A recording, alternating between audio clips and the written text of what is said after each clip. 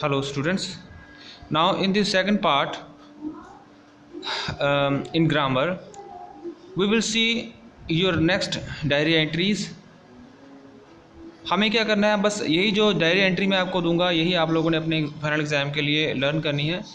तो चलिए डिस्कस करते हैं आपका जो थर्ड डायरी एंट्री है और फोर्थ डायरी एंट्री है उसके बारे में, जो I think one of the most important diary entry है और यही आपको फर्दर जो नेक्स्ट आपकी क्लासेस होगी वहाँ पर भी आपको काम आएंगी। तो क्वेश्चन क्या है, पहला क्वेश्चन है you saw a girl working as a maid while going to school today. तो आपने क्या देखा है कि आपने एक लड़की देखी है, मेड की एक लड़की मेड देखी है जो स्कूल पे going to your school today. You saw a girl working as a maid, आपने एक लड़की देखी है जो मेड का काम कर रही है while going to school today, जिसको क्या है स्कूल जाना चाहिए था। While going to school, school जाते वक्त आपने क्या है एक मेड देखी है लड़की जो घर का काम करती है। Right diary entry expressing your views on child labour. तो आपने क्या करना है, अपने व्यूज़ देने हैं चाइल्ड लेबर को लेकर। चाइल्ड लेबर क्या होता है कि जो बच्चे छोटे बच्चों से उनकी एक एज लिमिट होती है, तो उस एज लिमिट से अगर नीचे हो तो बच्चा वो चाइल्ड लेबर में आ जाएगा। तो उसके अगेंस्ट आपने अपने व्यूज़ लिखने हैं। Right this entry in about 100 to 150 words. तो आपने क्या करना है 100 वर्ड से लेके 150 वर्ड, जैसे मैंने आपको बताया था कि डायरी एंट्री के कुछ रूल्स होते हैं, उस रूल्स को फॉलो करने के लिए उसमें क्या है वर्ड लिमिट का ध्यान रखना है। तो चलिए स्टार्ट करते हैं डायरी एंट्री में। ठीक उसी तरह से जैसे मैंने आपको बताया था कि आपका जो पेज है वो लेफ़्ट साइड के ऊपर उसका डे आएगा, डेट आएगी, टाइम आएगा, ठीक है। उसके बाद हमने जो है डायरी अपनी स्टार्ट करनी है। तो देखिए पैराग्राफ में क्या लिखा हुआ है, today while going to school, आज जब मैं स्कूल जा रही थी, I saw a girl in untidy clothes, तो मैंने एक लड़की देखी जिसके कपड़े जो है वो गंदे थे, कटे फटे थे। My mother told that she was the daughter of the made, तो उसकी जो मम्मा थी लड़की की जो स्कूल जा रही थी उसने बताया कि ये हमारे घर यहाँ पर जो काम करने आती है उसकी लड़की है। आई सा मूव टू सी हर, मैं उसको देखने के लिए चली गई। The sweet innocent face of the girl kept on haunting me the whole day, तो उसका जो बहुत ही प्यारा सा चेहरा था, मासूम सा चेहरा था, उसका चेहरा वो सारा दिन क्या है मुझे इस तरह से हंटिंग करता रहा, हंटिंग जैसे घूरता रहा। क्यों, जैसे उसने बहुत अच्छे कपड़े पहने हुए थे, वो स्कूल जा रही थी, बट जो मेड की बच्ची थी लड़की थी वो स्कूल नहीं जाती थी, घर का काम करती थी, छोटी सी बच्ची थी। तो नेचुरली यहाँ से प्रूव होता है कि चाइल्ड लेबर के ऊपर ये डायरी लिखी गई है। आई केम बैक होम, मैं घर से मैं वापस आई।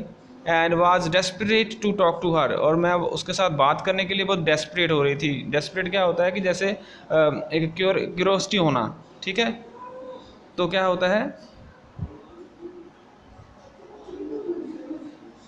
आई talk to her and try to convince her, मैंने उससे बात की और उसको कन्विंस करने की कोशिश की, उसको मनाने की कोशिश की about the importance of going to school, कि स्कूल में जाने के क्या क्या फ़ायदे हैं। उसने किसने बताए, वो जो लड़की स्कूल जा रही थी उसने किसको बताई, जो मेड थी, मेड की लड़की थी उसको।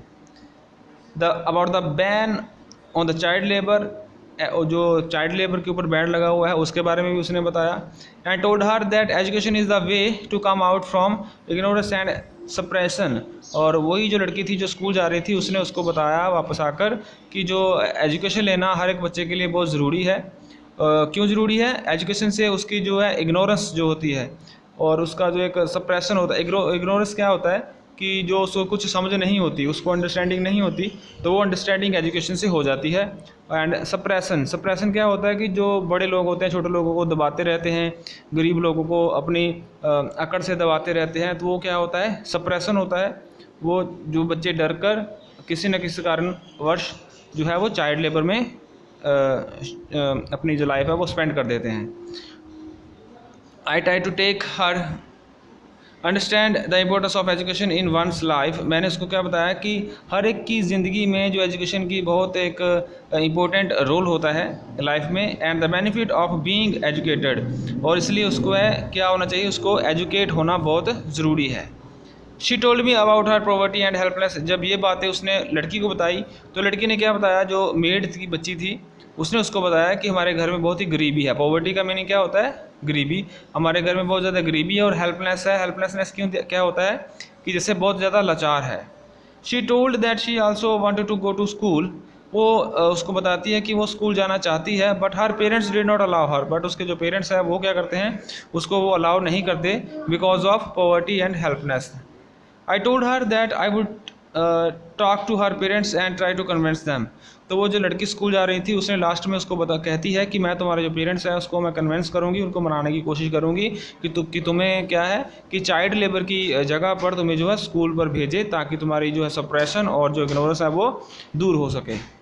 The girl was happy to hear. जब लड़की को ये सब सुना, लड़की ने जो काम कर रही थी, तो वो बहुत खुश हो जाती है and promised that she would definitely go to school if her parents would allow her.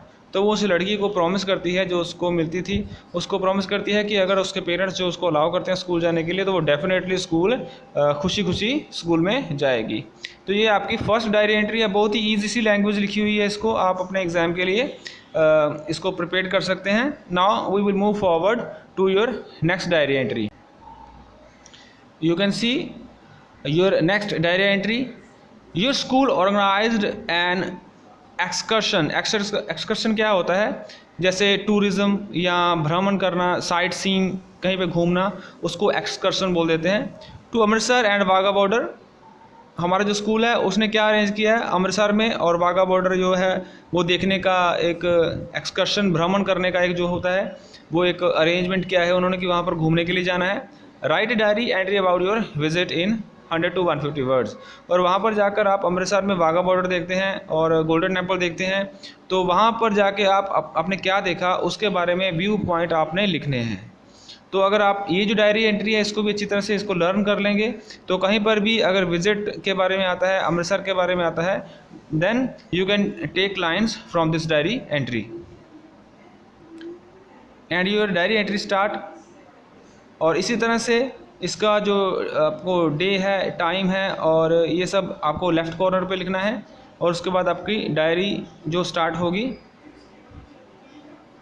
As I told you earlier, जैसे कि मैंने आपको पहले बताया, today we went to visit the Golden Temple and Wagah border from school. हम जो क्या है स्कूल की तरफ से गोल्डन टेम्पल देखने के लिए गए, वाघा बॉर्डर देखने के लिए गए। कहाँ पर गए? अमृतसर में। It was 6 hour drive from Delhi.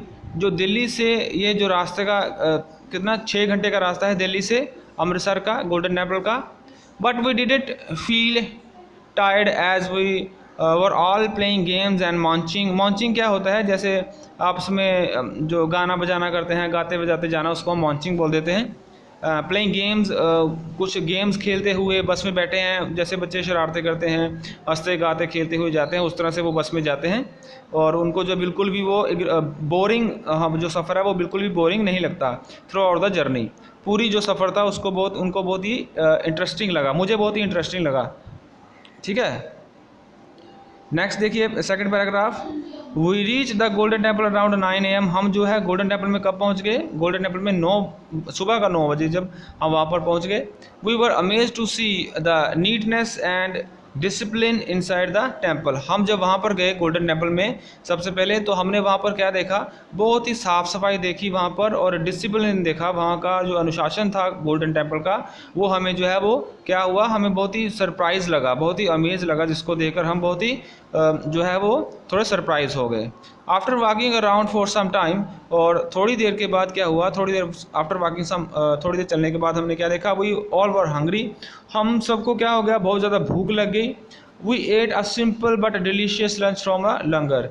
और हमने क्या किया, गोल्डन टेम्पल में ही, जैसे कि आपको पता है कि गोल्डन टेम्पल में लंगर और पंगत की जो प्रथा है वो चलती है, तो वहाँ पर उसी तरह से उन्होंने क्या किया, गोल्डन टेम्पल के अंदर जाकर उन्होंने लाइन में पंगत में बैठकर जो है वो गुरु का जो लंगर है उसको लिया।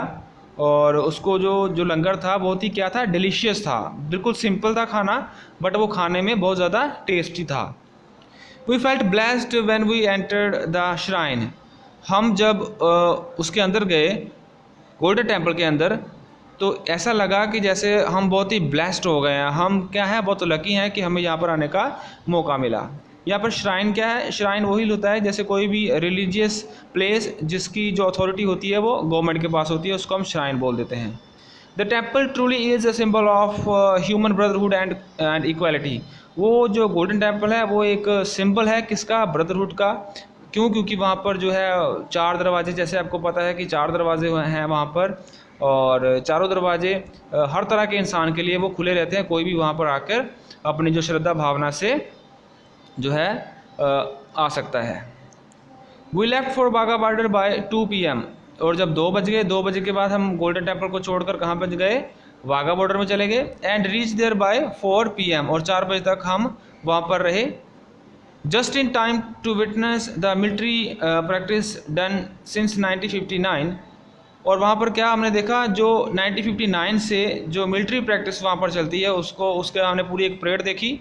And the flag lowering ceremony, और जब झंडा उतारते हैं बाघा बॉर्डर के ऊपर और झंडा नया लगाते हैं, वो जो सेरेमनी होती है one of the famous ceremony कही जाती है, तो वो हमने सेरेमनी देखी।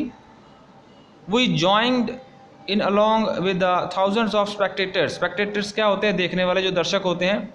तो हमने क्या देखा कि हम बहुत सारे जो देखने वाले दर्शक थे जो हज़ारों की संख्या में थे, हमने उनके साथ बैठकर ये जो हमारी सेरेमनी थी बाघा बॉर्डर के ऊपर हमने वो देखी।